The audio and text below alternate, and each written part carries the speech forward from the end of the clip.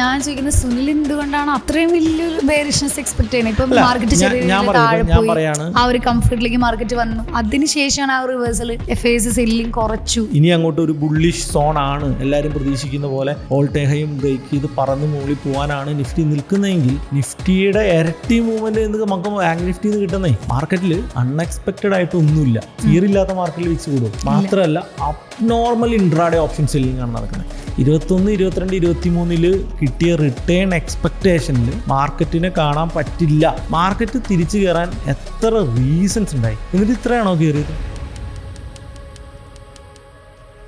Market trend reverse ആയി തുടങ്ങിയോ എന്നാണ് എല്ലാവർക്കും അറിയേണ്ടതെന്ന് തോന്നുന്നു. അല്ലെ സുല്ലേ? ട്രെൻഡ് റിവേഴ്സ് ആയെന്ന് ഉദ്ദേശിച്ച് കഴിഞ്ഞാൽ ബുള്ളിഷിലോട്ട് മാറി. അതെ അതെ, അതായത് 25,000 ബ്രേക്ക് ചെയ്തു, 25,000 മുകളിലേക്ക് ബ്രേക്ക് ചെയ്തു എന്നുള്ളതാണ്. അത് വളരെ പോസിറ്റീവായിട്ടുള്ള കാര്യമാണ് മാർക്കറ്റിനെ സംബന്ധിച്ചിടത്തോളം. എല്ലാവരും ആ മാർക്കറ്റിൻ്റെ ബെയറിഷ്നെസ് കഴിഞ്ഞ് ബുള്ളിഷ്നെസ് ആയി അല്ലെങ്കിൽ ബുള്ളിഷായി എന്ന് കൺഫേം ആക്കിക്കൊണ്ടിരിക്കുന്ന സമയമാണ്. എങ്ങനെയാണ് സുനിൽ അത് കൺഫേം ചെയ്യുന്നുണ്ടോ? ഞാൻ കൺഫേം ചെയ്യുന്നില്ല. കാരണം അതെന്താ? മാർക്കറ്റിലൊരു പോസിറ്റിവിറ്റി കഴിഞ്ഞ ആഴ്ചകൾ നമ്മൾ കണ്ടു, അടുപ്പിച്ച് കുറേ ദിവസം മാർക്കറ്റ് ബുള്ളിഷ് ആകുന്നൊക്കെ കണ്ടു. പക്ഷെ അതുകൊണ്ട് മാർക്കറ്റ് എങ്ങനെ റിവേഴ്സിലായി, മാർക്കറ്റ് ബുള്ളിഷായി? 25,000 എന്ന് പറയുന്ന വലിയൊരു റെസിസ്റ്റൻസ് ലെവൽ ബ്രേക്ക് ചെയ്ത് ഓൾ ടൈം ഹൈയിലേക്കാണ് പോകുന്നത്. വെറുതെ ഏത് ടെക്നിക്കൽ അറിയാവുന്ന ഒരാളും ചാർട്ട് എടുത്തിട്ട് ചുമ്മാ ഡെയിലി ടൈം ഫ്രെയിം ഇട്ടിട്ട് ഒരു സ്വിംഗ് ഹൈ മാർക്ക് ചെയ്ത് കഴിഞ്ഞാൽ കാണുന്ന ലെവൽ എന്ന് പറയുന്നത് 25,150 25,150 ടു 25,160. ഞാൻ സ്പോട്ടിലാണ് കാര്യമാണ് പറയുന്നത്, ഫ്യൂച്ചറിൻ്റെ കേസിലുള്ള സ്പോട്ടിൽ. ഈ ലെവൽ ബ്രേക്ക് ചെയ്ത് സസ്റ്റെയിൻ ചെയ്യുകയാണെങ്കിൽ അതൊരു മേജർ സ്വിംഗ് ഹൈ ബ്രേക്കിംഗ് ആണ്. അങ്ങനെയാണെങ്കിൽ നമുക്കൊരു ഓൾ ടൈം ഹൈ വേണമെങ്കിൽ പ്രതീക്ഷിക്കാം. ഇല്ലെങ്കിൽ ഈ ലെവൽ റിജക്റ്റ് ചെയ്യും മാർക്കറ്റ്. ഇപ്പോൾ GST എത്ര പോസിറ്റീവ് കാര്യങ്ങളാണ് കഴിഞ്ഞ ആഴ്ച നടന്നതെന്ന് ആലോചിച്ച് നോക്കൂ. FIs കഴിഞ്ഞ ആഴ്ച വളരെ ചില്ലറ പൈസയ്ക്ക് മാത്രമേ സെല് ചെയ്തിട്ടുള്ളൂ. അതൊരു പോസിറ്റിവിറ്റിയാണ്. പിന്നെ രണ്ടാമത്തെ പോസിറ്റിവിറ്റി GST ഇംപ്ലിമെന്റേഷൻ വരാൻ പോകുന്നല്ലേ. GST ഇംപ്ലിമെന്റേഷൻ പ്രഖ്യാപിച്ചത് വളരെ പെട്ടെന്ന് എക്സിക്യൂട്ട് ചെയ്യുന്നു. അതിൻ്റെ ഒരു പോസിറ്റിവിറ്റി എന്തായാലും വരുമല്ലോ. അതിനേക്കാളും ഇമ്പോർട്ടൻ്റ് ഡെയിലി വാക്ക് മാറ്റി പറയുന്ന ട്രംപണ്ണൻ വീണ്ടും വാക്ക് മാറ്റി ഇന്ത്യ മേരാ ദോസ്ത് എന്നൊക്കെ പറയുന്ന ലെവലിലോട്ട് വീണ്ടും കാര്യങ്ങൾ വരുന്നു എന്നുള്ളതാണ്. പക്ഷേ ഇത്രയും പോസിറ്റിവിറ്റി ഒരു സൈഡിലുണ്ട്. അതിൻ്റെ ഒരു പോസിറ്റിവിറ്റിയാണ് മാർക്കറ്റിൽ നമ്മൾ കണ്ടത്. അതുപോലെ തന്നെ സെക്ടർ വൈസ് നോക്കുകയാണെങ്കിൽ എനിക്ക് തോന്നുന്നു IT ആണ്. അതെ അതെ, അതായത് ഇത്രയും നാളും ഒരു നെഗറ്റീവ് ട്രെൻഡിൽ പോയിക്കൊണ്ടിരുന്ന IT സെക്ടർ നല്ലൊരു ബുള്ളിഷ്നെസ് വന്നു. അങ്ങനെ പല സെക്ടേഴ്സും അത് നമ്മളെ IT-നെ പിടിച്ച് കുലുക്കുന്ന ഒരു നെഗറ്റീവ് ന്യൂസോടുകൂടിയാണ് ഈ ആഴ്ച ഓപ്പൺ ചെയ്യുന്നത്. IT-ൽ ഹയർ ടാക്സ് എന്ന് പറയുന്ന, അല്ലെങ്കിൽ ഈ ഇന്ത്യയിലോട്ട് ബിസിനസ് കൊടുക്കുന്നതിന് വേണ്ടിയിട്ട് അങ്ങനെ കൊടുത്താൽ US കമ്പനികൾക്ക് 25% താരിഫ് എക്സ്ട്രാ ആഡ് ചെയ്യും എന്നുള്ളതാണ്. അങ്ങനെയാണെങ്കിൽ ഇന്ത്യയിലെ എല്ലാ കമ്പനികൾക്കും തരുന്ന പ്രോജക്റ്റിന് 25% ടാക്സ് വരും എന്നുള്ളതാണ് എൻ്റെ അർത്ഥം. അത് ഇംപ്ലിമെൻ്റ് ആയിക്കഴിഞ്ഞാൽ ഇന്ത്യയിലെ പല കമ്പനികളുടെ അടിത്തറ തന്നെ ഇളകുന്ന ഒരു നിയമമാവാൻ സാധ്യതയുണ്ട്. പക്ഷേ നിയമം പാസ്സാവില്ല എന്നുള്ളൊരു കോൺഫിഡൻസ് ആണ് മാർക്കറ്റിനുള്ളത്. മിക്കവാറും അതൊന്നും പാസ്സാവാൻ പോകുന്നില്ല. പക്ഷേ അത്തരത്തിലുള്ളൊരു ചർച്ച അവിടെ നടക്കുന്നത് ലോങ് റണ്ണിലാണെങ്കിൽ നമ്മുടെ IT കമ്പനികൾക്ക് ബാഡല്ലേ. കാരണം US-ൻ്റെ ജോബ് ഡേറ്റ വന്നു കഴിഞ്ഞപ്പോൾ ജോബ് ഡേറ്റ വളരെ മോശമായിരുന്നു. അപ്പോൾ US-ലെ ആൾക്കാർക്ക് ജോലിയില്ലാതെ ഈ ജോലിയെല്ലാം ഇന്ത്യക്കാർ ചെയ്യുന്നു എന്നുള്ളൊരു പേഴ്സ്പെക്റ്റീവ് ഉണ്ടാവുന്നത് ലോങ് റണ്ണിൽ ഈ കമ്പനികൾക്കെല്ലാം മോശമാണ്. അതുകൊണ്ട് എനിക്കാണ് IT സെക്ടേഴ്സിലുള്ള ഇൻവെസ്റ്റ്മെന്റ്സ് കുറഞ്ഞു. വലിയൊരു സെൽ ഓഫ് വന്നു. അത് കഴിഞ്ഞിട്ട് അത് ഇംപ്ലിമെൻ്റ് ആവില്ല എന്നുള്ള കോൺഫിഡൻസിൽ മാർക്കറ്റ് തിരിച്ചു കയറുന്നു. അതിൻ്റെ കൂടെ ഇൻഫോസിസിൻ്റെ ബൈബാക്ക് 1,000 കോടി 10,000 കോടിയാണ് മാർക്കറ്റ് പ്രതീക്ഷിച്ചത്. പക്ഷേ എനിക്ക് തോന്നുന്നു 18,000 കോടിയുടെ ബൈബാക്ക് ഓണേഴ്സിൻ്റെ ഭാഗത്തുനിന്ന് പ്രഖ്യാപിച്ചത് IT സെക്ടർ എന്ന് തന്നെ ഒരു വലിയ ബൂം വന്നു. ഒരു റൈറ്റ് വാല്യുവേഷനിൻ്റെ അടുത്തേക്ക് IT വരുമ്പോൾ ഓട്ടോമാറ്റിക്കലി ആദ്യം കോൺഫിഡൻസ് കാണിക്കേണ്ടത് അതിൻ്റെ പ്രൊമോട്ടേഴ്സാണ്. ഇപ്പോൾ പ്രൊമോട്ടേഴ്സ് ബൈബാക്ക് ചെയ്യുന്നു എന്ന് പറഞ്ഞു കഴിഞ്ഞാൽ IT സെക്ടർ ഒരു റൈറ്റ് വാല്യുവേഷനിലാണെങ്കിൽ കുഴപ്പമില്ലാത്തൊരു വാല്യുവേഷനിലാണ് എന്നുള്ളൊരു കൺസെപ്റ്റ് അവിടെ ഉണ്ട് എന്നുള്ളതാണ്. അപ്പോൾ അത് ആയിരിക്കാം IT സെക്ടറിലെ ഓവറോൾ ഒരു ബുള്ളിഷ്നെസ്സിൻ്റെ ഒരു കാരണം. സുനിൽ പറയുന്നത് അപ്പോൾ മാർക്കറ്റ് ഇത് റൈറ്റ് ആയിട്ടുള്ള ബുള്ളിഷ്നെസ് അല്ല, റൈറ്റ് ആയിട്ടുള്ള ബുള്ളിഷ്നെസ് ആണോ എന്നോ അല്ലോ എന്ന് പറയാൻ ഞാൻ ആരുമല്ല. നമ്മുടെ വ്യൂ നമുക്ക് പ്രവചനം എന്നുള്ളതിനേക്കാൾ കൂടുതൽ നമ്മൾ ഓരോ ലെവൽസാണ്. ഇപ്പോൾ ഞാൻ പറഞ്ഞ 25,150 25,160 റേഞ്ച് ബ്രേക്ക് ചെയ്ത് മാർക്കറ്റ് അതിൻ്റെ മുകളിൽ സസ്റ്റെയിൻ ചെയ്യുകയാണെങ്കിൽ ബിയർസിൻ്റെ കയ്യിൽ നിന്ന് കളി പോവും. അവിടെ ബുൾസും കൂടുതൽ ബൈയും കാര്യങ്ങളൊക്കെ വരും. അങ്ങനെയാണെങ്കിൽ പിന്നെ തൊട്ട് മുകളിലുള്ള റെസിസ്റ്റൻസ് ഏതാണ്? 25,750 എന്ന് പറഞ്ഞാൽ ഓൾ ടൈം ഹൈ ആണ്. ആ ലെവലിലോട്ട് മാർക്കറ്റ് എന്ത് ചെയ്യും? 25,650 700 റേഞ്ചിലോട്ട് മാർക്കറ്റ് പോകും. പിന്നെന്താ ഓൾ ടൈം ഹൈയുടെ മുകളിൽ സസ്റ്റെയിൻ ചെയ്യുമോ ഇല്ലയോ എന്നുള്ളതാണ്. ഞാൻ ചോദിക്കട്ടെ, അൾട്ടിമേറ്റ്ലി മാർക്കറ്റ് ഏണിങ്സ് കൂടാതെ മാർക്കറ്റ് പോയില്ല എന്ന് തന്നെ നമുക്ക് എല്ലാവർക്കും അറിയാം. അങ്ങനെയാണെങ്കിൽ ഇങ്ങനെ മുകളിലോട്ട് പോയി എങ്ങനെ അവിടെ സസ്റ്റെയിൻ ചെയ്യും? പുതിയ റിസൾട്ടുകൾ Q2 Q3 റിസൾട്ടുകൾ വരുമ്പോൾ ഏണിങ്സ് കൂടാനുള്ള സാധ്യതകൾ ഉണ്ടാവണം. GST വന്നു കഴിഞ്ഞാൽ ഏണിങ്സ് കൂടാനൊരു സാധ്യതയുണ്ട്, ഞാൻ അങ്ങനെ ഇല്ല എന്ന് പറയുന്നില്ല. അപ്പം അത് മുന്നിൽ കണ്ടുകൊണ്ട് എത്ര ഓടും എന്നെനിക്ക് നല്ല ഡൗട്ടുണ്ട്. ഇപ്പോൾ തന്നെ സിമെൻറ്റ് സെക്ടറിൻ്റെ കേസിൽ സിമെൻറ്റിൻ്റെ GST കുറയ്ക്കുന്ന കേസ് സംസാരിക്കുകയാണ്. അപ്പോൾ എനിക്കറിയാൻ സാധിച്ചത് പല സിമെൻറ്റ് കമ്പനികളും സിമെൻറ്റിൻ്റെ പ്രൈസ് 30 രൂപ കൂട്ടും എന്നാണ്. ആലോചിച്ച് നോക്ക്, GST കുറച്ചിട്ട് 30 രൂപ കൂട്ടിക്കഴിഞ്ഞാൽ ഈ ബെനിഫിറ്റ് സാധാരണക്കാരന് കിട്ടുന്നില്ല. അപ്പോൾ പിന്നെ ആർക്കാണ്? കമ്പനികൾക്ക് ചിലപ്പോൾ അതുകൊണ്ട് ചിലപ്പോൾ കൂടുതൽ ലാഭം കിട്ടുമെങ്കിൽ ചിലപ്പോൾ സ്റ്റോക്ക് മാർക്കറ്റ് തിരിച്ചു കയറുമായിരിക്കും. പക്ഷേ റൈറ്റ് യൂസറിലോട്ട് ഈ ബെനിഫിറ്റ് വരിക എന്നാൽ മാത്രമാണ് അൾട്ടിമേറ്റ്ലി ഇന്ത്യൻ എക്കണോമിക്കും ഇന്ത്യൻ സ്റ്റോക്ക് മാർക്കറ്റിനും ഒക്കെ ഒരു ബൂം ഉണ്ടാകുകയുള്ളൂ. ഇല്ലെങ്കിൽ ഇതുകൊണ്ട് പ്രത്യേകിച്ചൊരു കാര്യമില്ല. ഇതുകൊണ്ട് ടാറ്റ മോട്ടോഴ്സ് പോലുള്ള ചില കമ്പനികൾ ഓരോ കാറിനും എത്ര രൂപ കുറയും എന്നുള്ള കൃത്യമായിട്ടുള്ള പോസ്റ്റേഴ്സ് ഇറക്കുകയും അതിനെ പ്രൊമോട്ട് ചെയ്യുകയും ചെയ്യുന്നുണ്ട്. ഇപ്പോൾ 10 ലക്ഷത്തിൽ താഴെ ഹുണ്ടായിക്കും ടാറ്റയ്ക്കും ഒക്കെ നല്ല ഒത്തിരി കാറുകളുണ്ട്. അപ്പോൾ അതിൻ്റെയൊക്കെ പ്രൈസ് കുറയുന്നത് അവരുടെയൊക്കെ പ്രൈസ് കച്ചവടം കൂടാനായിട്ട് ഹെൽപ്പ് ചെയ്യും. ഓട്ടോമൊബൈൽ ഈ സെക്ടർ സ്പെസിഫിക് ആയിട്ട് കൃത്യമായിട്ട് മാർക്കറ്റ് മൂവ് ചെയ്യുന്നുണ്ടെന്ന് തന്നെ എനിക്ക് പറയുന്നത്. ഓവറോൾ മാർക്കറ്റ് നോക്കുമ്പോൾ ഈ 1.5% to 2% ഈ ആഴ്ച കയറിയിട്ടുണ്ട്. That's positive. പക്ഷെ അതുകൊണ്ട് ചാടിക്കയറി ഇത് അവസാനത്തെ ബസ്സാണ്, ഞാൻ എല്ലാ സ്റ്റോക്കും ഇപ്പോൾ തന്നെ വാങ്ങി കൂട്ടാം എന്ന് വിചാരിക്കുന്നുണ്ടെങ്കിൽ നിങ്ങൾക്ക് പണി കിട്ടും. പിന്നെ അതുപോലെ തന്നെ ഇപ്പം എൻ്റെ ഒരു ഇതിൽ നോക്കുമ്പോൾ സാധാരണ സ്റ്റോക്ക് മാർക്കറ്റിൽ ചെറിയൊരു ബുള്ളിഷ്നസ് വരുമ്പോൾ ഗോൾഡിൽ ചെറിയൊരു നെഗറ്റിവിറ്റി, ചെറിയൊരു ഇങ്ങനെ എന്താ പറയുക, പറന്നു പോയിക്കൊണ്ടിരിക്കുന്ന ഗോൾഡ് ചെറുതായിട്ടൊന്ന് റെസ്റ്റ് എടുക്കാൻ ആയത്തോട്ട് വരാറുണ്ട്. പക്ഷേ ഈ റെസ്റ്റ് എടുക്കാൻ വരാതെ സ്വർണ്ണം എനിക്ക് തോന്നുന്നു 1 പവൻ ഇപ്പോൾ മേടിക്കണമെങ്കിൽ 90,000 രൂപ, 1,00,000 ഒരു 10,000 റുപ്പീസും കൂടി ആ ഒരു റെക്കോർഡ് ചിലപ്പോൾ അടുത്ത് തന്നെ അടിക്കാനുള്ള സാധ്യത വളരെ ഇങ്ങോട്ട് 25 തന്നെ അടിക്കാനുള്ള സാധ്യത കൂടുതലാണെന്ന് തോന്നുന്നു. അപ്പോൾ ആ ഒരു ലെവലിൽ ഗോൾഡ് ഇത് എങ്ങോട്ട് പോകുന്നത്. അതുപോലെ തന്നെ സിൽവർ അതേപോലെ സിൽവർ പീസൊക്കെ 123, 124 രൂപ ഹിറ്റ് ചെയ്തോളാണ്. കേസ് ഞാനിപ്പോൾ പ്രത്യേകിച്ച് പറയേണ്ട ആവശ്യമില്ല, എല്ലാവർക്കും അറിയാം. ഒന്ന് ഗോൾഡിനും സിൽവറിനും ഇൻഡസ്ട്രിയൽ ആപ്ലിക്കേഷൻസ് ഇപ്പോൾ ഉണ്ട്. പല കാര്യങ്ങളും ഇൻഡസ്ട്രിയൽ ആപ്ലിക്കേഷന് വേണ്ടി ഗോൾഡും സിൽവറും ഉപയോഗിക്കുന്നുണ്ട്. ഇത് മാത്രമല്ല, ഈ ഗോൾഡിൻ്റെ പ്രൈസ് കൂടാനായിട്ടുള്ള ഏറ്റവും പ്രധാനപ്പെട്ട കാരണക്കാരൻ ട്രംപാണ്. എല്ലാ രാജ്യങ്ങളും US റിസർവ് അല്ലെങ്കിൽ നമ്മുടെ ഡോളറിനെയാണ് റിസർവായിട്ട് ഉപയോഗിച്ചുകൊണ്ടിരുന്നത്. ഈ മാറ്റി പറയുന്ന ട്രംപിൻ്റെ കൂട്ടുള്ള ആൾക്കാരാണ് തുടർന്നിരിക്കുന്നതെങ്കിൽ എങ്ങനെ നമ്മൾ US ഡോളറിനെ വിശ്വസിക്കും? ഇതുകൊണ്ട് എല്ലാ രാജ്യങ്ങളും ഗോൾഡ് ഭയങ്കരമായിട്ട് കൂട്ടുന്നുണ്ട്, റിസർവ് കൂട്ടുന്നുണ്ട്.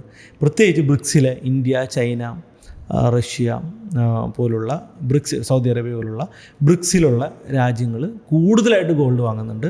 മാത്രമല്ല എല്ലാ രാജ്യങ്ങളും ഗോൾഡിൽ കൂടുതൽ ഇൻവെസ്റ്റ് ചെയ്യുന്നുണ്ട്, ഗോൾഡ് കൂടുതൽ ആഡ് ചെയ്യുന്നുണ്ട്. ഇതാണ് ഗോൾഡിൻ്റെ പ്രൈസ് കൂടാനുള്ള ഏറ്റവും വലിയ. നമ്മളിതിന് മുമ്പ് ഒരു പോഡ്കാസ്റ്റിൽ ഞാനിത് റീല് പറഞ്ഞിട്ടുണ്ട്, RBI ഒക്കെ സ്വർണം വാങ്ങി കൂട്ടുകയാണ്. എന്താണ് ഇതിൻ്റെ അവസ്ഥ? 2 വർഷമായിട്ട്. അതെ. അപ്പോൾ ഗോൾഡ് ഇപ്പം എല്ലാവരും ഗോൾഡ് ബീസ് അല്ലെങ്കിൽ ഡിജിറ്റൽ ഗോൾഡിനെ കുറിച്ച് അന്വേഷിച്ചു തുടങ്ങുന്നത് ഇപ്പോഴാണ്. അപ്പോൾ ഇനിയൊരു ഗോൾഡിൽ ഉണ്ടാവാനുള്ള ചാൻസ് ഭയങ്കര ലെസ് അല്ലേ? റീറ്റെയിലേഴ്സ് എപ്പോഴും ഒരു സാധനം ബൈ ചെയ്യുന്നത് പീക്കിലായിരിക്കും എന്നാണ് പറയാം. ഇത്രയും ഗോൾഡിൻ്റെ വില ഇപ്പോൾ 45,000 നിന്ന് പാറ്റേൺ ബ്രേക്ക് ഔട്ട് ചെയ്ത് ഗോൾഡ് കൂടിക്കഴിഞ്ഞപ്പോൾ ആരും അതിനെക്കുറിച്ച് സംസാരിച്ചിട്ടില്ല, അല്ലെങ്കിൽ പലരും അത് വാങ്ങിയിട്ടില്ല. പക്ഷെ 90,000 എത്തിക്കഴിഞ്ഞപ്പോൾ എല്ലായിടത്തും ചർച്ച ഗോൾഡാണ്. ഈ ഗോൾഡ് വാങ്ങിയാലോ. ഇതാണ് റീറ്റെയിൽ മൈൻഡ് സെറ്റ് എന്ന് പറയുന്നത്. സ്റ്റോക്ക് മാർക്കറ്റിൽ അവർ ചെയ്യുന്നത് ഇത് തന്നെയല്ലേ. ഏറ്റവും ടോപ്പിൽ പോയി കയറുക, എന്നിട്ട് വർഷങ്ങളോളം ആ പ്രൈസ് കൺസോൾഡേറ്റ് ചെയ്യുകയോ കറക്റ്റ് ചെയ്യുകയോ ചെയ്യുമ്പോൾ അവിടെ സുനിലിന് മുമ്പ് എൻ്റെ അടുത്ത് ഡിസ്കസ് ചെയ്തപ്പം സ്വർണ്ണത്തിന് 1 ലക്ഷം അടിക്കാനുള്ള ചാൻസ് ഉണ്ടെന്ന് സുനിലെന്ന് പറഞ്ഞപ്പോൾ ഞാൻ അത്രയൊന്നും പോകില്ല. പക്ഷേ അത് ഒരു അതിരി അതും മാർക്കറ്റും കയറുന്നു, ഗോൾഡും കയറുന്നു. അപ്പോൾ ഒരു അബ്നോർമലായിട്ടുള്ള ആ ഒരു ഗ്രോത്താണ് ഗോൾഡിൽ കാണുന്നത്, അതുപോലെ സിൽവറിലും. അപ്പോൾ ഞാൻ പണ്ട് മുതലേ പറയുന്നുണ്ട് സിൽവർ പീസും ഗോൾഡ് പീസും വാങ്ങുന്നതിൻ്റെ ഒരു ഇമ്പോർട്ടൻസിനെ കുറിച്ച്. എനിക്ക് തോന്നുന്നു നിങ്ങളുടെ കയ്യിൽ ഉണ്ടാവുന്ന തന്നെയാണ് എനിക്ക് തോന്നുന്നത് അല്ലേ, എല്ലാവരുടെയും കയ്യിൽ ഗോൾഡ് ഇപ്പോൾ ഗോൾഡ് പീസ് വാങ്ങിയില്ലെങ്കിലും മലയാളികളുടെ വീടുകളിൽ നല്ല പ്രോഫിറ്റിലായിട്ടുണ്ടാവുന്നതാണ്. അത് ഇങ്ങനെ പ്രോഫിറ്റ് നമ്മളിങ്ങനെ ഡിമാറ്റ് അക്കൗണ്ടിൽ കാണാൻ പറ്റില്ലെങ്കിലും കൂടുതൽ ആളുകളും ഗോൾഡ് വാങ്ങുന്നവരാണല്ലോ നമ്മുടെ സൗത്ത് ഇന്ത്യൻസ്. അപ്പോൾ സൗത്ത് ഇന്ത്യൻസിൻ്റെ ആസ്തികൾ ഒരു ഡബിൾ ആയിട്ടുണ്ട് എന്നാണ് എനിക്ക് തോന്നുന്നത്. ഗോൾഡ് കൂടിയത് പ്രത്യേകിച്ച് തമിഴ്നാട്, കേരളം പോലുള്ള സ്ഥലങ്ങളിൽ. ഇപ്പോൾ നമ്മൾ നിലവറയിലുള്ള ഗോൾഡിൻ്റെ വില എത്രയെന്ന് ആലോചിച്ച് നോക്കൂ. തിരുവനന്തപുരത്തെ ക്ഷേത്രത്തിൽ അത്രയും ഗോൾഡ് ഉണ്ടല്ലോ, അവിടുത്തെ വില എന്തായി? നമ്മൾ കഴിഞ്ഞോണെ അത് ചെക്ക് ചെയ്യുന്ന സമയത്ത് തന്നെ ഇരട്ടി ഗോൾഡ്. ആലോചിച്ചു ഡബിളായി എന്നുള്ളതാണ്. അപ്പോൾ അങ്ങനെയാണ് ഇന്ത്യയിലെ ആളുകൾ ഗോൾഡ് ഭയങ്കരമായിട്ട് ഹോൾഡ് ചെയ്യുന്നുണ്ട്. അതുപോലെ തന്നെ F&O സെഷനിലേക്ക് നമ്മൾ വരുമ്പോൾ വിക്സ് എന്താണ് പത്തി തന്നെ നിൽക്കുന്നത്, എന്താണ് വിക്സ് കയറാത്തത്? അപ്പോൾ അത് പ്രീമിയത്തിൽ ഒരു സ്പൈക്ക് മഞ്ഞിൽ ഇപ്പം ഇന്നലെയൊക്കെ മാർക്കറ്റ് ചെറിയ രീതിയിലൊക്കെ താഴെ വരുന്നുണ്ടെങ്കിലും പ്രീമിയം എനിക്ക് ഞാനൊരു 25 ജസ്റ്റ് ആക്സിസിന് ആഡ് ചെയ്തിട്ടുള്ളൂ. ജസ്റ്റ് ബ്രേക്ക് ഔട്ട് വരുമ്പോൾ നോക്കാം പ്രീമിയം ഒരു 78, 89, 85. വോളറ്റൈലിറ്റി ഇൻഡെക്സ് ഇന്ത്യ വിക്സിനെ കുറിച്ച് സംസാരിക്കുമ്പോൾ അൺഎക്സ്പെക്റ്റഡ് ആയിട്ട് ഒന്നുമില്ല. അൺഎക്സ്പെക്റ്റഡ് ആയിട്ടൊന്നും ഇല്ലെങ്കിൽ മാർക്കറ്റിൽ അൺഎക്സ്പെക്റ്റഡ് ആയിട്ട് ഒന്നുമില്ല. ഒരു വോളറ്റൈലിറ്റി, ഒരു ഫിയറും ഇല്ല. അപ്പോൾ ഫിയർ ഇൻഡെക്സ് എന്നാണല്ലോ നമ്മൾ ഈ പറഞ്ഞ വോളറ്റൈലിറ്റി ഇൻഡെക്സ് വിളിക്കുക. ഫിയർ ഇല്ലാത്ത മാർക്കറ്റിൽ വിക്സ് കൂടും. മാത്രമല്ല അബ്നോർമൽ ഇൻട്രാഡേ ഓപ്ഷൻ സെല്ലിംഗ് ആണ് നടക്കുന്നത്. സെല്ലേഴ്സ് ഡോമിനേറ്റ് ചെയ്യുന്ന, സെല്ലേഴ്സ് സ്ട്രോങ് ആയിട്ടുള്ള, എല്ലാ ദിവസവും രാവിലെ സ്ട്രാഡിലും സ്ട്രാങ്കിളും അത്രയും വലിയ സെല്ലിംഗ് ആണ് നടക്കുന്നത്. സോ വിക്സ് താഴെ, പ്രീമിയം ഇല്ല, ഭയങ്കര കുറവാണ്. അപ്പോൾ ഇങ്ങനെയുള്ള മാർക്കറ്റിൻ്റെ പ്രത്യേകത എന്താണെന്നറിയോ, ഈ മാർക്കറ്റ് പല ദിവസവും ഇങ്ങനെ അനങ്ങാതെ നിന്നിട്ട് ഒരു ദിവസം വലിയ മൂവ്മെൻറ്റ് വരും. ആ ദിവസം ബയ്യേഴ്സ് കൊട്ടയിൽ വാരിയിട്ട് വീട്ടിൽ പ്രോഫിറ്റ് കൊണ്ടുപോകും. അല്ലാത്ത ദിവസം ഇരുന്നിങ്ങനെ ബൈ ചെയ്ത് കഴിഞ്ഞാൽ കാശ് പോയിക്കൊണ്ടിരിക്കും. അപ്പോൾ ആ ബ്രേക്ക് ഔട്ട് ചെയ്യുന്ന ദിവസം ധൈര്യമായിട്ട് ഫുൾ റാലി പിടിക്കാനോ ഫുൾ ഫാള് പിടിക്കാനോ ഓപ്ഷൻ ബയേഴ്സിന് സാധിച്ചാലേ നടക്കത്തുള്ളൂ. അതിനേക്കാളും ആ ഒരു ബാഡ് ആയിട്ടുള്ളൊരു കാര്യം നടക്കാൻ പോകുന്നുണ്ട്. നമ്മൾ ആദ്യത്തെ വീഡിയോകളിലൊക്കെ സംസാരിച്ച വീക്കിലി ഓപ്ഷൻസ് നിർത്താൻ പോകുന്നു എന്നുള്ള തീരുമാനങ്ങളിലോട്ട് ഒരു മാസത്തിനുള്ളിൽ തന്നെ അതിൻ്റെ പേപ്പേഴ്സ് ഡിസ്കഷനിലോട്ട് കൊണ്ടുവരുമെന്നാണ് സെബിയുടെ ഭാഗത്തു നിന്ന് വരുന്നത്. പക്ഷെ അത് ശക്തമായിട്ടുള്ള എതിർപ്പ് അതിനുണ്ടെന്നാണല്ലോ അറിയാൻ പറ്റിയതല്ല. അതൊക്കെയുണ്ട്. പക്ഷേ ഇപ്പോൾ ചെയർപേഴ്സണെ മാറ്റാനായിട്ടുള്ള നടപടികൾ ഗവൺമെൻറ്റിൻ്റെ ഭാഗത്ത് നിന്ന് പോലും പ്രഷറുണ്ട്. അല്ലെങ്കിൽ ചെയർപേഴ്സൺ മാറാൻ പോവാണ്. മാറണേക്കാളും മുമ്പ് ഒരു പണി ഞാൻ കൊടുത്തിട്ട് പോകാമെന്നങ്ങനെ വിചാരിച്ചിട്ട് ഈ സാധനം ഇംപ്ലിമെൻറ്റ് ചെയ്താലോ? അൾട്ടിമേറ്റ്ലി ഗവൺമെൻറ്റിൻ്റെ ഭാഗത്ത് നിന്ന് സപ്പോർട്ടില്ല. കാരണം ഗവൺമെൻറ്റിൻ്റെ വലിയൊരു ഇങ്കാണത്. അപ്പോൾ ആ ഇങ്കം നിന്ന് കഴിഞ്ഞാൽ ഗവൺമെൻറ്റിൻ്റെ സപ്പോർട്ടില്ലായ്മയുണ്ട്. അത് ഗവൺമെൻറ് സപ്പോർട്ടില്ലാതെ സെബിക്ക് അത് ഇംപ്ലിമെൻറ്റ് ചെയ്യാൻ പറ്റുമെന്ന് ഞാൻ വിചാരിക്കുന്നില്ല. പക്ഷേ 50-50 ചാൻസാണ്. ഇംപ്ലിമെൻറ്റ് ചെയ്ത് കഴിഞ്ഞാൽ നമ്മുടെയൊക്കെ പ്രോഫിറ്റിൻ്റെയും നമ്മുടെ ഒരു ഈ ഓപ്ഷൻസ് സ്ഥിരമായിട്ട് ചെയ്യുന്ന, ഇപ്പോൾ നമ്മുടെ പ്രോപ്പ് ട്രേഡിങ്ങിലാണെങ്കിൽ പോലും ഭയങ്കര വലിയൊരു ഇമ്പാക്റ്റ് ഉണ്ടാക്കും. നമ്മുടെ പ്രോഫിറ്റ് പകുതിയായിട്ട് കുറയും എന്നാണ്. പക്ഷേ സുനിൽ വീക്കിലി ഓപ്ഷൻ ഇല്ലാത്ത സമയത്ത് പോലും ഓപ്ഷൻസ് ചെയ്തിട്ടില്ല. വീക്കിലി ഓപ്ഷൻസ് അന്ന് ബാങ്ക് നിഫ്റ്റി ഉണ്ടായിരുന്നു ഞാനൊക്കെ തുടങ്ങുന്ന സമയത്ത്. ഇപ്പോൾ 2016 മന്ത്ലിയിൽ ഞാൻ തുടങ്ങുന്നുണ്ട്. പക്ഷെ എന്നാലും പ്രോഫിറ്റബിൾ ഏരിയ ഇപ്പോൾ 2016, 17, 18 സമയത്തൊക്കെ നമുക്ക് ഇപ്പോൾ 17 18 കൊണ്ടാണ് എനിക്ക് തോന്നുന്നു നിഫ്റ്റി തുടങ്ങുന്നത്. അതിന് മുമ്പ് ബാങ്ക് നിഫ്റ്റി ഉണ്ടായിരുന്നു. അപ്പോൾ അന്ന് ബാങ്ക് നിഫ്റ്റി ചെയ്യാമായിരുന്നു. ബാങ്ക് നിഫ്റ്റിയൊക്കെ അന്ന് 2500 രൂപയ്ക്ക് ഓപ്ഷൻ ചെയ്തിട്ടുണ്ട് ഞാൻ. ഓപ്ഷൻ സെല്ലിങ് 1 ലക്ഷം രൂപയൊക്കെ ഉള്ളപ്പോൾ 20 ലോട്ടും 40 ലോട്ടും വരെയൊക്കെ സെല്ലിങ് ചെയ്യാൻ പറ്റുമായിരുന്നു എക്സ്പയറി ഡേയ്സിലൊക്കെ. അതൊക്കെ ഹ്യൂജ് ഓപ്പർച്യൂണിറ്റി ആയിരുന്നു. അതൊക്കെ മാറി ഇത്രയും പ്രീമിയം ആയി. എന്നിട്ട് നമ്മൾ ചെയ്യുന്നു, പിടിച്ചു നിൽക്കുന്നു. ഇനി വീക്കിലി കൂടി മാറ്റിക്കഴിഞ്ഞാൽ നമുക്ക് ഇപ്പുറത്ത് 1 ടാക്സ് അല്ലേ ഇരിക്കുന്നത്. നമുക്ക് ഈ ടാക്സും ചാർജസും കഴിഞ്ഞിട്ട് ഇനി പ്രോഫിറ്റ് ഉണ്ടാക്കണ്ടേ.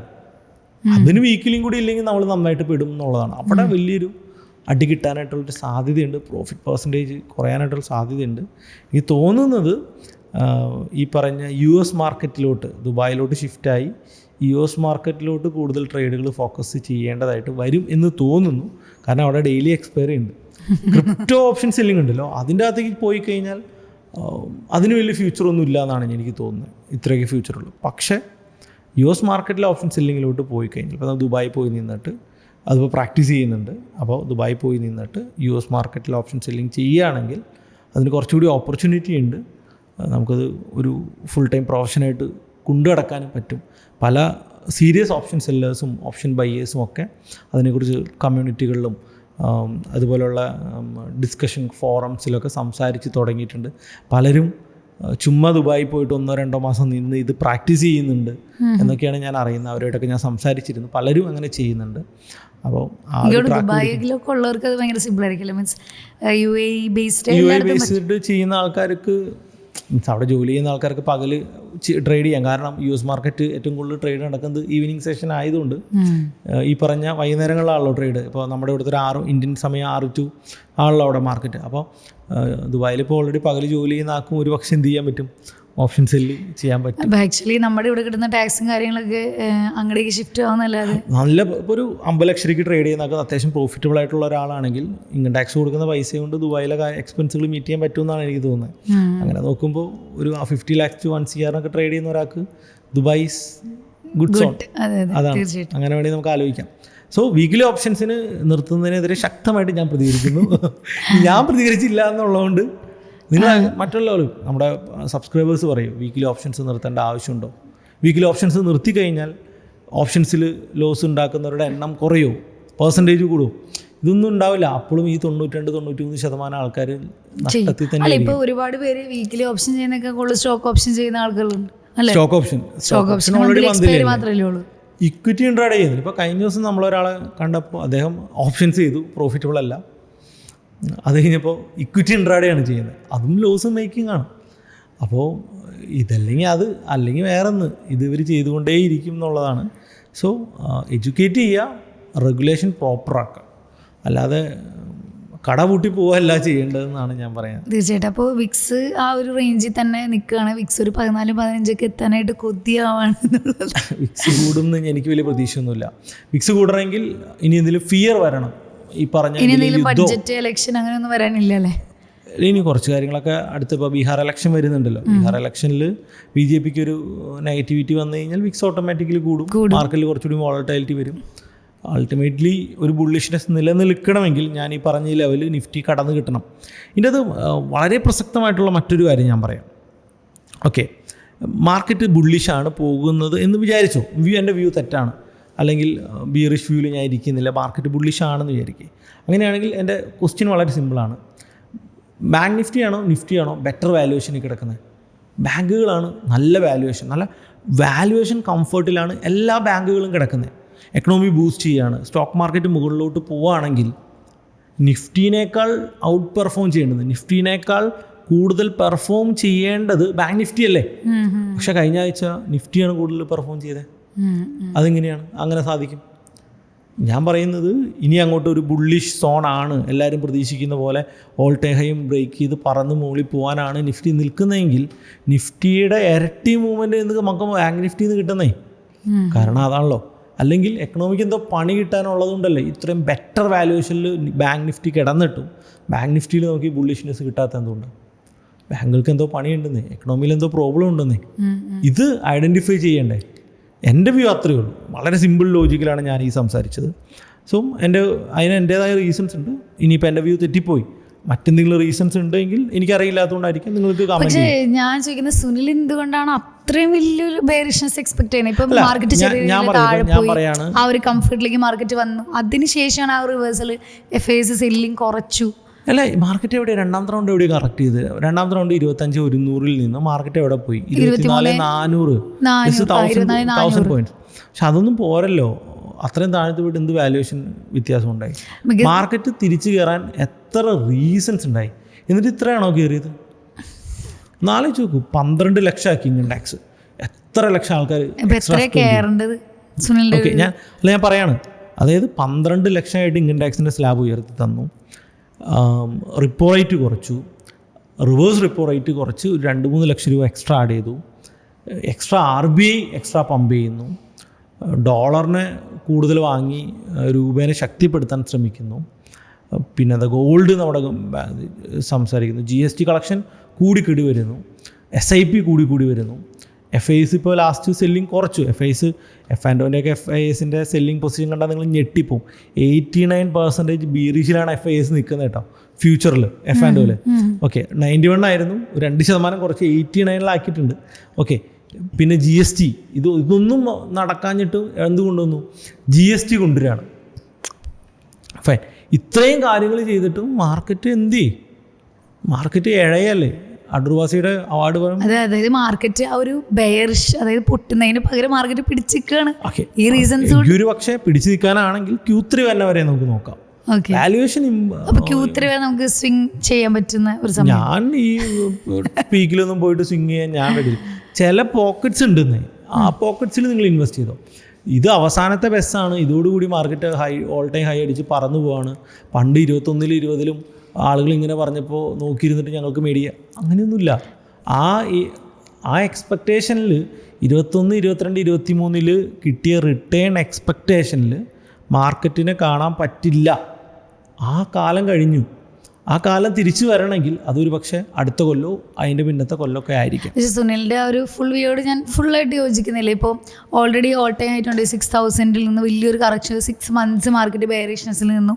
അവിടെ നിന്ന് മാർക്കറ്റ് ജസ്റ്റ് മാർക്കറ്റ് 2024 മുതൽ എങ്ങും പോയിട്ടില്ല. പക്ഷേ സുനിൽ പറയുന്നൊരു വലിയൊരു കറക്ഷൻ മാർക്കറ്റിൽ ഉണ്ടാവും എന്നുള്ളൊരു ഈ 21,000 അല്ലെങ്കിൽ 18,000 ചിലപ്പോൾ എത്തില്ലായിരിക്കാം. ചിലപ്പോൾ ഒരു 22,000, 23,000, 24,000 കിടന്ന് കൺസോൾട്ടേറ്റ് ചെയ്ത് അങ്ങനെയാണെങ്കിൽ അത് വലിയ കറക്ഷന്, വലിയ ലോങ് ടൈം കൺസോൾട്ടേഷൻ ആയിരിക്കാം.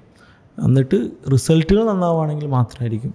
പക്ഷേ അൾട്ടിമേറ്റ്ലി മാർക്കറ്റ് കറക്റ്റ് ചെയ്താൽ മാത്രമാണ് ഈ പറഞ്ഞ FIS കൂടുതൽ ഫണ്ടുമായിട്ട് വരുള്ളൂ. ഇല്ലാതെ അവർ വരില്ല എന്നാണ് എനിക്ക് തോന്നുന്നത്. അല്ലെങ്കിൽ ഇന്ത്യ US ആയിട്ടുള്ള ബന്ധം അങ്ങോട്ട് ഊട്ടി ഉറപ്പിക്കണം. ഈ US ആയിട്ട് തെറ്റുമ്പോൾ നമ്മൾ മനസ്സിലാക്കേണ്ട ഒരു കാര്യമുണ്ട്. US ആയിട്ട് തെറ്റിക്കഴിഞ്ഞാൽ വേറെ കുറച്ച് പ്രശ്നങ്ങൾ നമ്മൾ ചൈനയായിട്ട് അടുക്കുകയാണെന്ന് വിചാരിക്കും. ഈ ബംഗ്ലാദേശിൽ വലിയ വർഗീയ കലാപങ്ങളും ഭരണവിരുദ്ധ വികാരങ്ങളൊക്കെ ഉണ്ടായി. ബംഗ്ലാദേശിൽ വലിയ ഇഷ്യൂസ് ഉണ്ടായി. അപ്പോൾ അന്ന് എല്ലാവരും പറഞ്ഞതിൻ്റെ ഒരു റീസൺ അമേരിക്കൻ ഫണ്ടോട് കൂടിയാണ് ഇതെല്ലാം നടക്കുന്നത്. അമേരിക്കയോട് ബംഗ്ലാദേശ് അടുത്തപ്പോഴാണ് ഇതൊക്കെ സംഭവിച്ചതെന്നാണ്.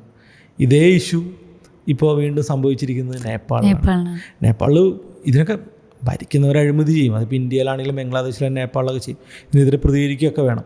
പക്ഷേ ഈ പ്രതികരിക്കുന്നവർക്ക് വേണ്ടിയിട്ടുള്ള ഫണ്ടിങ് US-ൻ്റെ ഭാഗത്തു നിന്നുണ്ട്, ഡീപ് സ്റ്റേറ്റ്സിൻ്റെ ഭാഗത്തു നിന്നുണ്ട് എന്ന് നമ്മൾ കേൾക്കുന്നുണ്ട്. അതിനുള്ള കണക്ഷൻസ് പലരും പറയുന്നുണ്ട്. അങ്ങനെയൊക്കെ ഉണ്ടോ എന്നും നമുക്കും അറിയത്തില്ല. പക്ഷെ അങ്ങനെയാണെങ്കിൽ ഇന്ത്യ ചൈനയായിട്ട് അടുക്കുന്നുണ്ട് എന്ന് കൂടി നമ്മൾ ഓർത്തിരിക്കുന്നത് നല്ലതാണ്. അമേരിക്ക ഇന്ത്യക്ക് ഫണ്ട് ചെയ്ത് ഇന്ത്യയിലെ ഭരണമോ അങ്ങനെയുള്ള കാര്യങ്ങളൊക്കെ അട്ടിമറിക്കാനുള്ള നയങ്ങളൊക്കെ ചിലപ്പോൾ വന്നേക്കാം. ബംഗ്ലാദേശിലും നേപ്പാളിലും സാധിച്ചെങ്കിൽ ഒരുപക്ഷെ അത് ഇന്ത്യയിലും സാധിച്ചേക്കാം. എനിക്കറിയില്ല. അങ്ങനൊരു സാധനം റൂമർ എവിടെയൊക്കെയോ അങ്ങനെ കേൾക്കുന്നുണ്ടല്ലേ? അതൊരു പുതിയ അറിവട്ടെ, ഞാൻ എപ്പോഴും ഇതാ കേൾക്കുന്നത്. നേപ്പാളിലെ വീഡിയോസൊക്കെ നമ്മളെടുത്ത് റീല് ഷെയർ ചെയ്യുകയൊക്കെ നമ്മളും ചെയ്തിട്ടുണ്ടാവും. ആക്ച്വലി ഈ പറഞ്ഞ ഭരിക്കുന്നവരെയൊക്കെ നമ്മളും അങ്ങനെയൊക്കെ ചെയ്യണം എന്ന് നമ്മുടെ മനസ്സിൽ നല്ല ആഗ്രഹമുണ്ട്. പക്ഷെ പറ്റുന്നില്ലല്ലോ. ശരിയാണ്. ഓക്കെ, ഇവിടുത്തെ ആൾക്കാർക്ക് പേടിച്ചിട്ടുണ്ടാവോ? അങ്ങനെ ബംഗ്ലാദേശിൽ കഴിഞ്ഞപ്പോൾ നേപ്പാളിലെ ഭരണാധികാരികൾ പേടിക്കണ്ട, അവർ പേടിച്ചില്ലല്ലോ. ഇപ്പോൾ അവർക്ക് പണി കിട്ടി കഴിഞ്ഞപ്പോൾ ഇന്ത്യയിൽ ആരും അങ്ങനെ അവർക്കിടെ വിചാരം എന്താ, അധികാരം എന്ന് പറയുന്നത് അധികാരത്തിലിരിക്കുമ്പോൾ അതൊരു വലിയ സുഖമല്ലേ, അവരങ്ങനെ ഇരിക്കും. അതെ, തീർച്ചയായിട്ടും. അത്രേ ഉള്ളൂ. അപ്പോൾ ഓവറോൾ മാർക്കറ്റിൽ ഒരു പച്ചപ്പ് കാണുന്നുണ്ട്. ഇത് സസ്റ്റെയിൻ ചെയ്യില്ല എന്നാണ് ഒരു നമുക്കൊരു 25, 150 റേഞ്ച് റിജക്റ്റ് ചെയ്ത് കഴിഞ്ഞാൽ ബാക്ക് ടു ബിയറിഷ് എന്നുള്ളതാണ്. ഓക്കെ, അപ്പം എനിക്ക് അത്ര ബെയറിഷ് ഒന്നും എനിക്കില്ല. എന്നാലും എൻ്റെ ഒരു കൺസേൺ എന്ന് പറയുന്നത് ഈ വിക്സ് കൂടാത്തതുകൊണ്ട് ഓപ്ഷൻസിലൊന്നും കാര്യമായിട്ടുള്ള ഗെയിനിങ് ഒന്നും ലഭിക്കുന്നില്ല, ബൈ ചെയ്യുന്നില്ല. പിന്നെ ഇപ്പോഴുള്ള കുറച്ച് സ്റ്റോക്ക് ഇപ്പോൾ സൊമാറ്റോ ഒക്കെ പിടിച്ച് നിൽക്കുന്നുണ്ട്. പിന്നെ ഓവറോൾ കുറച്ച് സ്റ്റോക്ക് നെഗറ്റീവ് തന്നെയാണ്. പിന്നെ കയറിയിരിക്കുന്ന ഗോൾഡ് പീസ്, സിൽവർ പീസൊക്കെയാണ്. ഡെപ്റ്റ് ഫണ്ടുകൾ പൊട്ടിച്ച് സ്വിംഗ് ട്രേഡിങ്ങിലേക്ക് എൻ്റർ ചെയ്യാനുള്ള സമയം ആയിട്ടില്ലെന്ന് തന്നെയാണ് സുനിലിൻ്റെ വ്യൂ. ഞാനിപ്പോൾ അങ്ങനെ എനിക്ക് താഴ്ത്തി ചെയ്തുകൂടായിരുന്നു, പീക്കി കൊണ്ടൊന്ന് ചെയ്യണം. അല്ലെങ്കിൽ മാർക്കറ്റ് ഈ പറഞ്ഞ ലെവൽ ബ്രേക്ക് ചെയ്ത് സസ്റ്റെയിൻ ചെയ്യുകയാണെങ്കിൽ ചില പോക്കറ്റ്സിൽ കുറച്ച് ഫണ്ട് നമുക്ക് പമ്പ് ചെയ്ത് കഴിഞ്ഞാൽ ഓൾ ടൈം ഹൈ വരെ ഒരു തീർച്ചയായിട്ടും. അപ്പോൾ എന്തായാലും നമുക്ക് നെക്സ്റ്റ് വീക്കും കൂടി മാർക്കറ്റ് കണ്ടാൽ മാത്രമാണ്. അടുത്ത വീക്ക് ഭയങ്കര ക്രൂഷ്യലാണ്. അടുത്ത വീക്ക് മാർക്കറ്റിനെ സംബന്ധിച്ചോളം വളരെ ക്രൂഷ്യലാണ്. കുറച്ചുകൂടിയൊക്കെ വിക്സ് കൂടാനുള്ള സാധ്യതകൾ. പക്ഷേ എനിക്ക് റീറ്റെയിൽ ട്രേഡേഴ്സ് ഒക്കെ ഭയങ്കര ആക്റ്റീവ് ആയിട്ടുണ്ട്. റീറ്റെയിൽ ട്രേഡേഴ്സിന്റെ ഒരു പാർട്ടിസിപ്പേഷൻ മാർക്കറ്റ് തിരിച്ചു കയറി വന്നപ്പോൾ പലരും ഭയങ്കര കോൺഫിഡന്റ് ആയിട്ടുണ്ട്. സ്വിംഗ് ട്രേഡേഴ്സ് ഒക്കെ പെട്ടെന്ന് ഓണായി, കോൺഫിഡൻസ് വന്നു, കുറച്ച് പ്രോഫിറ്റ് പച്ച കത്തിയില്ലോ. ഇത് പേപ്പറിലാണ്, ഇത് വിറ്റ് ക്യാഷ് ആക്കിയാൽ മാത്രമേ ഇത് കാശാവുന്നുള്ളൂ. അവിടെയാണ് ആളുകൾ കളിയിരിക്കുന്നത്. തീർച്ചയായിട്ടും അടുത്ത വീക്ക് വളരെ ക്രൂഷ്യലാണ്. നമുക്ക് കണ്ടു തന്നെയാണ് അതിൻ്റെ റിസൾട്ട് പറയാൻ പറ്റുള്ളൂ. അപ്പോൾ എന്തായാലും നിങ്ങളുടെ അഭിപ്രായം എന്താണ്? മാർക്കറ്റ് ബുള്ളിഷായോ, അതിപ്പോഴും സുലു പറയുന്ന ആ ഒരു ബെയറിഷ് ട്രെൻഡ് വരാനുള്ള ചാൻസ് ഉണ്ടോ? നിങ്ങളുടെ അഭിപ്രായത്തിനാണ് ഏറ്റവും ഇമ്പോർട്ടൻസ്. എൻ്റെ സുനിലിൻ്റെ അല്ല. ഞങ്ങൾ എന്തായാലും രണ്ട് അഭിപ്രായമാണ് പറഞ്ഞിരിക്കുന്നത്. അപ്പോൾ നിങ്ങളുടെ അഭിപ്രായം കൂടി കേട്ടാലാണ് നമുക്ക് കൂടുതൽ കാര്യങ്ങൾ അതിൽ അനാലിസ് ചെയ്യാൻ പറ്റുള്ളൂ. അപ്പോൾ തീർച്ചയായിട്ടും ഭയങ്കര ബുള്ളിഷല്ലേ, പക്ഷേ സുനിലിൻ്റെ അത്രയും ബെയറിഷല്ല. ഓക്കെ, അപ്പോൾ എന്നിരുന്നാലും നിങ്ങളുടെ അഭിപ്രായങ്ങൾ നിങ്ങൾ പറയാം. അപ്പോൾ നമുക്ക് അടുത്തൊരു പോഡ്കാസ്റ്റ് ആയിട്ട് പിന്നെ കാണുന്നതായിരിക്കും. അപ്പോൾ നമുക്ക് എന്ത് പറയാൻ പറ്റും നോക്കാം. സുനിലിൻ്റെ ബെയറിഷസ് ആണ്, എൻ്റെ ബുള്ളിഷസ്. ഉറപ്പായിട്ടും. ഓക്കെ.